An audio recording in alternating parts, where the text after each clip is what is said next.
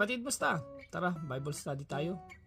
Basahin natin ang John chapter 5 verses 6 to 8. When Jesus saw him and knew he had been ill for a long time, he asked him, "Would you like to get well?" "I can't, sir," the sick man said, "for I have no one to put me into the pool when the water bubbles up.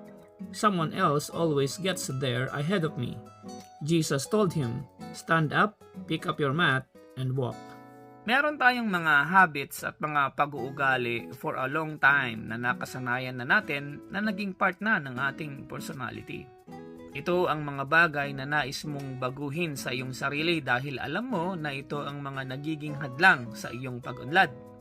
Humihingi tayo ng tulong kay Jesus upang baguhin ang ating sitwasyon, pero ang tanong niya, do you really want to get well? Ang sabi ni Jesus, stand up, pick up your mat, and walk. Stand up and face the challenges necessary for your improvement.